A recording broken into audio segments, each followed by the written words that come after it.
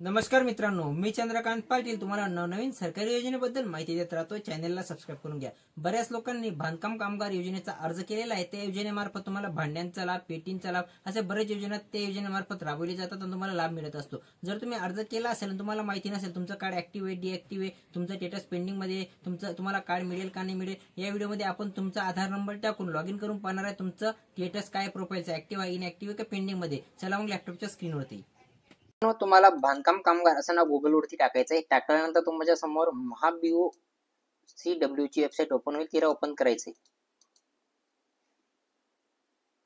Open केल्यानंतर तुम्ही ते इंग्लिश मराठी भाषा निवडू शकता. आता मी इथे मराठी भाषा ठेवलेली. इंटरफेस अशा प्रकारे दिसेल. तुम्हाला लास्टला ऑप्शन आहे बांधकाम कामगार प्रोफाईल लॉग इन करा. तुमचा प्रोफाईल लॉग इन करून आपण पाहणार आहोत की तुमचं स्टेटस नेमकं काय आहे. बांधकाम कामगारचा अर्ज कसा करायचा, 90 दिवसाचं बांधकाम कामगारचा फॉर्म कसा भरायचा याची माहिती मी डिस्क्रिप्शन मध्ये दिली आहे. सोबतच टेलिग्राम आणि व्हॉट्सअपची लिंक जाऊन फॉलो करून घ्या.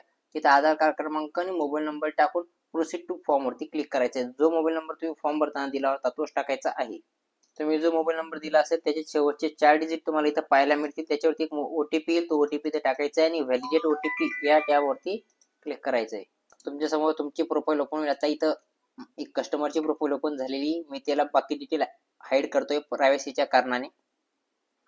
तुम्हाला ऍप्लिकेशन स्टेटस दिसत असेल ते हे पेंडिंग. इथं पेंडिंग दिसतंय. ज्या दिवशी तुमचं इथं ऍक्टिव्ह असेल इथं रिजेक्ट किंवा ऍक्सेप्ट असं नाव येईल. जर ऍक्सेप्ट नाव आलं तर समजून घ्यायचं तुमचा अर्ज हा ऍक्सेप्ट झालेला आहे आणि तुम्ही तुमच्या जवळच्या बांधकाम कामगार केंद्रामध्ये जाऊन तुमचं बांधकाम कामगार कार्ड घेऊ शकता. रिजेक्ट झाला असेल तर तुम्हाला नवीन बांधकाम कामगारचा फॉर्म भरावा लागणार आहे.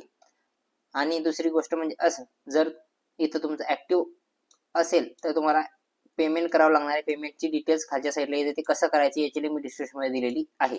या व्हिडिओमध्ये एवढंच. भेटूया पुढच्या व्हिडिओमध्ये. जय हिंद, जय महाराष्ट्र.